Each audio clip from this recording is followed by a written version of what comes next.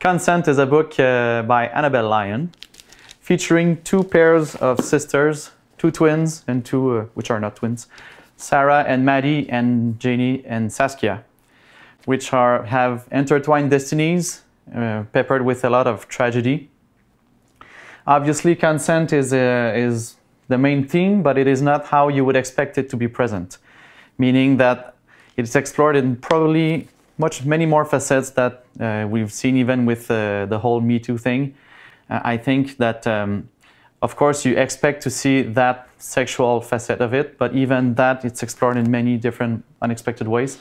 But it also goes much deeper and with much more subtlety, going into another subject which is to accept to be or not someone dear's caregiver.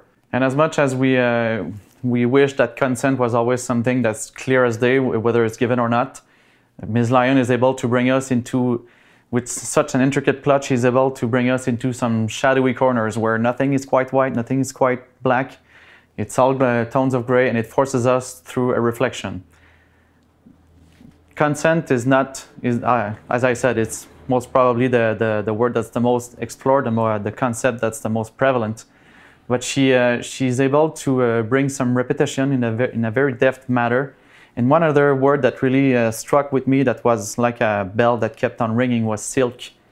Because it's well, first of all, it's present in many characters' clothes, or be it pillows or decor. It's very present, and it's not a fabric that you normally see, that you normally encounter that much. So it's very present, and it reminds us how the characters are, well, maybe a little more well-off than the average person, but it also serves as a contrast with how abrasive the interactions between the characters are, how rough the actual context is. And also, to Ms. Lyon's own admission, the silk was actually, well, one particular sort of silk was very inspiring in how she decided to craft her book. Most namely shot silk, which is actually two different colors of silk which are weaved in a very specific pattern, bringing iridescence, which is, well, most of you probably know, but I like how she actually said it in an interview, how whether you like it, you look at it in a certain angle or another one color will show, the other won't. So you never know how to expect. It's a bit unsettling. And the way characters are formed, the way the story is weaved, you can actually feel that shot silk feeling, because it's never really what you expect. One good example is Sarah, how she's constructed. The first opinion you could have of her is someone who's in perfect control of her life, with impeccable style, intellect. She knows where she's going, she has a career. But you know, the minute you explore that character a little deeper, you can feel how she's a callous and selfish person. So there's always a little more depth to what you actually expect. So, well, yeah, so I like how Ms. Lyon was able to relate silk and shot silk, and how it's actually present within the story, but it also served as a backdrop in a more figurative sense. In a much more personal interpretation of the story, I found that the way the story, the structure, you know, I'm in no way an analyst, I'm in no way a critic, but how I felt it was that the presence of the present past tense, which is very prominent, really gave a sort of distance. This verb tense, which is used when you retell a story in which the actions have already taken place, it kind of put a distance between the characters and the action that was actually taking place, as if there was a delay between what was happening and when the characters would actually feel it. One aspect that really reinforces this distance to me is the fact that the point of view that are used in between in each of the pairs of sisters is always from the more intellectual one. And the way I found that it reinforces that is because their minds are constantly bombarded with different conflicting sentiments, such as, you know, there's a lot of self-absorption, imposter syndrome, anguish. So the fact that they are always focusing on these emotions that kind of overwhelm them, and the fact that you see that there's always a delay between the verb tense and when the action is taking place kind of reinforces that. And to me, another I don't want to say nail in the coffin, but sorry, my English is, is what it is.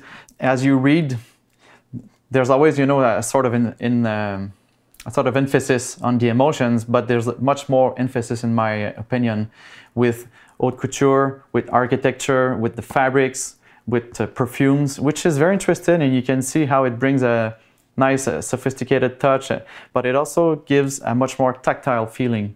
The connection with the story is more tactile, and to me it reinforces that feeling when you have a really overwhelming situation and no information is actually coming through your brain. What's happening is very distant and you're stuck in your mind, and the only connection is what you smell, what you feel, and the rest is completely blocked. So I don't know if Ms. Lyon really wanted to give that impression, but if it is, to me it's perfectly executed. If it isn't, I still find it very interesting, because it gives that distance kind of comes and gives a nice clash with how harsh reality is. So with all that in mind, when I wanted to choose a wine, you know, it's a very complex novel and there are so many different facets to explore. Choosing a wine was actually quite easy, and it came quite early while reading the book, because to me there was a quote that was absolutely perfect. It came with Sarah, the more intellectual one that I mentioned earlier. She's hesitating to buy a dress, and the owner of the shop knows that she's going to buy it, but she doesn't know when. When she finally decides to go ahead and buy the dress, the owner decides to close the shop. They pop up a bottle of champagne, they exchange a few glasses, and they have fun. But in Sarah's head, what goes on is something totally different. She tries to, her mind starts wandering, and she starts imagining what would happen if she had been a more regular customer who bought even more expensive items. And so I'm going to just go ahead with the quote when she imagines what would happen if she had been one of these persons. So she imagines that, you know, actual champagne would have been poured, caviar too, and cheese veined with edible gold, and pâté of brandy and prune, and human baby to be nibbled on with water crackers. So, well, after that hilarious quote, I thought I had no choice but to choose a sparkling wine. So namely, I went with a Crémant Jura, which is a sparkling wine from France, made with the same method as champagne. And it's also, in my opinion, one of the best value for money available on the whole market of sparkling wines in the province of Quebec. This is Tissot-Maire's cuvée Brut Lapiaz. So I'm going to go ahead and taste a little bit and describe how it is so that you know a little bit what to expect. One thing I also found interesting about picking a sparkling wine is that whether you feel like celebrating or not, when you open a bottle of sparkling wine or champagne, you're always expected to be celebrating something.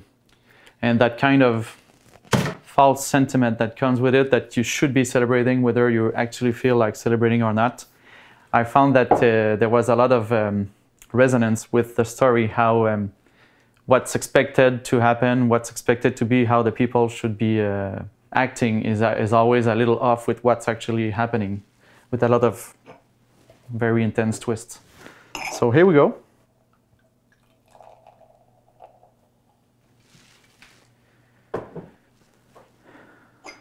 So nice bubbles. Color is straw yellow, brioche and pear and hawthorn.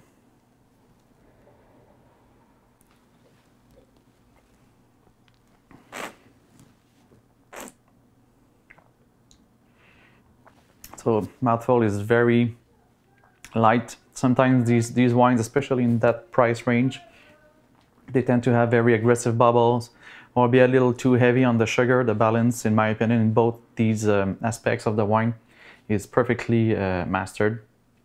So it is a wine that you can drink by itself, but obviously if you want to have a bit of caviar and human baby pâté, go ahead, it's going to be just perfect.